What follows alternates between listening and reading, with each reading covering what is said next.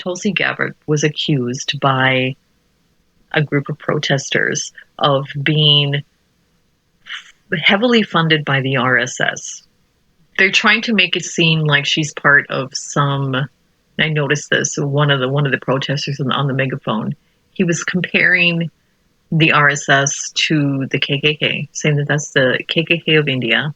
And he claimed that in Breivik's manifesto, there's a whole section devoted to white supremacists need to bond with the RSS. So they're trying to make it seem like she is part of this white supremacist terrorist conspiracy that's coming up in the world right now, as well as make it seem like she is under control of a foreign power.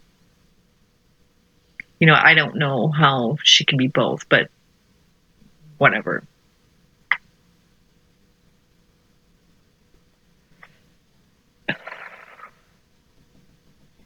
The interesting thing, when this guy went into the town hall, he was wearing a hat and sunglasses, and he took off his hat and took off his sunglasses all dramatically, and like as if he, she should recognize him. And I don't know, it should have made her scared or something, but she didn't recognize him, and he seemed a bit surprised about that. The thing is, he thought that she would recognize him because he has actually been the one. He is the one who has led this campaign over a number of years to smear her as a Hindu nationalist. Yeah, that pretty much makes me angry. So, anyways. Okay, so she is supposedly a puppet of Modi, and the evidence of this, he says, is number one, that she hung out with Modi at all, which is really fucking ridiculous because everybody, all of our leaders go see Modi. And number two, she blocked a resolution that condemned violence in India, which he claims she must have done as a favor to Modi, or, because she is his pawn. Number three, she blocked, or tried to, because she was not successful at this, but she tried to prevent the California School Board from reinstating language in the textbooks that framed Hinduism as the cause of the Indian caste system that, is everybody criticizes and thinks, and actually was a really, really awful thing.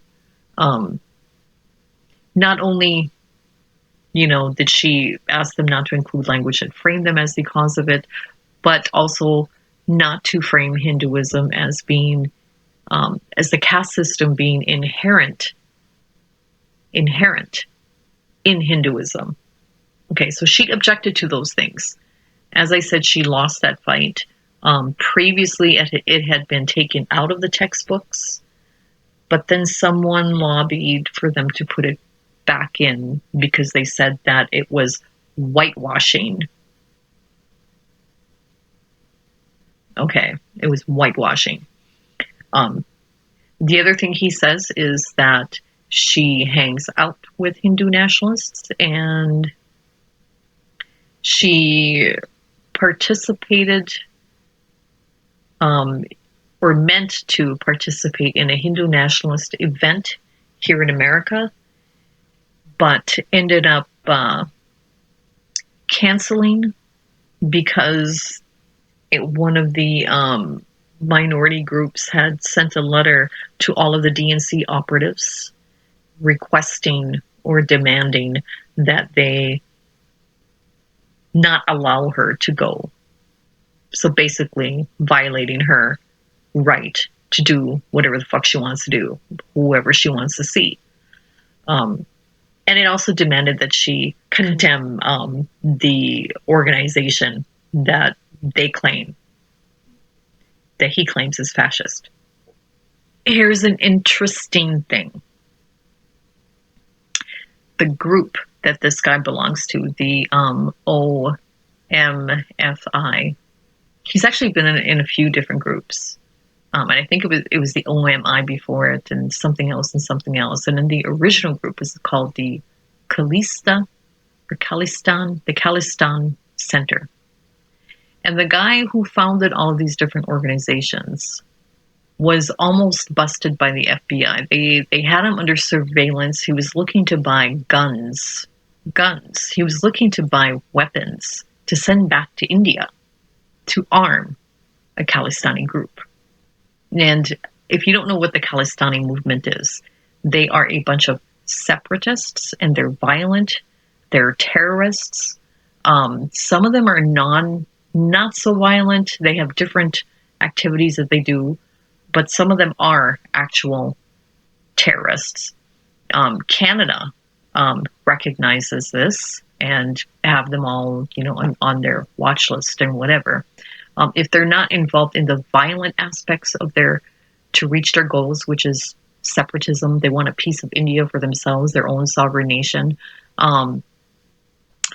What they do is they subvert. They do subversive work in Western nations to turn those governments against India. And one of their primary goals is to blame Hinduism, to blame all the violence that has happened in India on Hinduism, and to portray Hinduism as inherently oppressive, repressive, regressive, and ultimately violent. So they are an anti-Hindu group that spreads Hindu phobia. The guy is Hindu phobic. The allegations that he has made against Tulsi Gabbard are Hindu phobic. There are three distinct characteristics. Okay, so when you talk about phobias, okay, anti-Semitism against Jews, Islamophobia against Muslims, Hinduphobia, or sometimes called anti-Hindu sentiment against people of India or Indian religions. It's all about establishing stereotypes, inherent things about these people that people should be afraid of. For Hinduphobia, those three, how it's done is they talk about all of the violence that happens in India. The more brutal, the better the message, the more successful their message. And they'll talk about rape all the time, and gang rapes like a big theme for any group that's trying to make people afraid of, they do the same thing with Islam. I mean, it's like when Russia did their anti-Islam campaigns throughout Europe and then in America, it all started off with some teenager getting raped. Back in World War II, they did the same thing. All the different, Germany did propaganda that said the Russians were going to rape their women, and Russia said the Germans were going to rape their women. That's like one of the big themes is they're going to rape your women. So anyways, so they talk about how women are raped, nuns are raped, Christians are raped. Christianity is a big thing. Christians getting slaughtered, beheaded, whatever. I'm not saying that those things didn't happen, but they do, make it really graphic and scary. And then they blame Hinduism for it. Okay. And they do that by, first of all, repeating the story of how repressive and oppressive and regressive Hinduism is. So Christine Greylow's narrative about Tulsi belonging to a cult, I mean, that played a huge role in part of the story. And I don't know if these people actually work together to begin with, but they are working together now. Pretty sure with someone who once challenged Tulsi for her seat, tried to primary her. At one time, the Hindu nationalism story might not have been so, that alone probably wouldn't have done it. And Christine Greylow's story might not have done it. But now that the two are working together, the Hindu phobia is starting to erupt. A lot of my friends are scared. But anyways, so there's the violence, then there's the repressive nature, etc. And then they blame Hinduism on the violence. Like all of the violence in India was caused by Hinduism because of its oppressive, repressive, and regressive inherent nature. And then, once they have people accepting those ideas, then they start talking about Hinduism as if it's a communal thing. Now, when I did the article about Christine Greylow's narrative, I talked about what I called a mind hive. So it's pretty similar to that. It's like they're all connected, like there's a web, a conspiratorial web. They all have a common goal, and so you can't trust them. They have this hyper in-group mentality is basically what this communal image that they want to portray, and that's where they're at right now. As if they all have one common goal, a nefarious goal. And right now they've tied it in with the white terror, white supremacy, terrorist crap that's going on right now. And that's part of the final stage when they start talking about the saffron terror. And the thing that alarmed me is seeing that Peter guy retweeting yesterday, like all these fucking tweets talking about RSS terrorism and how they're terrorists. And then I saw saffron terror, and that scared the shit out of me. It didn't make me scared of Hinduism. It made me scared for my Hindu friends. They already go through a lot. I mean, Hindus usually keep their head down. I mean, my one friend, he owns a store, and quite often people are just dicks. They'll make fun of him. They'll ask him, like, I don't know, ignorant questions.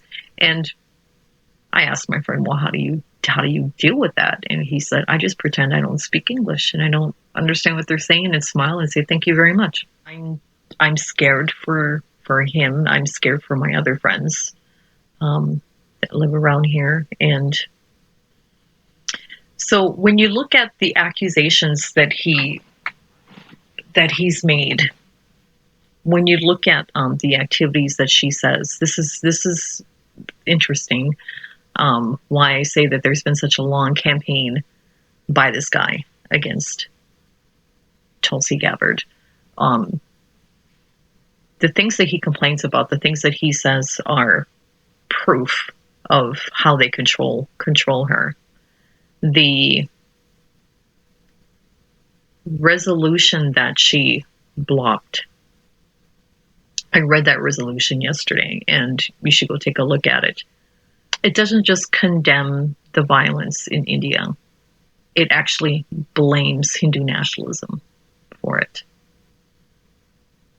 So I can see why she didn't sign it. And she probably when she said that it was a politically motivated, meant to interfere somehow in India, she's absolutely right. So it actually declares that Hinduism is to blame, and he actually is responsible for that. His organization lobbied Congress to do the resolution to begin with, because America was starting to have friendship talks with India. President Obama wanted to reestablish a relationship with India. That was his decision, and he sent Tulsi Gabbard over to India in order to, do some fact checking and see how that was going to work out. And a lot of people think like, oh, Tulsi Gabbard organized the whole thing, but that is not true. I mean, our military was already working with the Indian military on joint task forces before Tulsi Gabbard even got elected to office.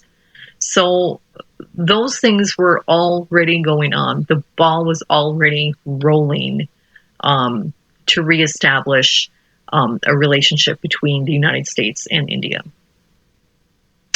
Anyway, the other thing that he talks about is the textbook thing. And, I explained what it was that she was trying to do. The interesting thing is that his organization was the one who lobbied to get that language back in the textbook.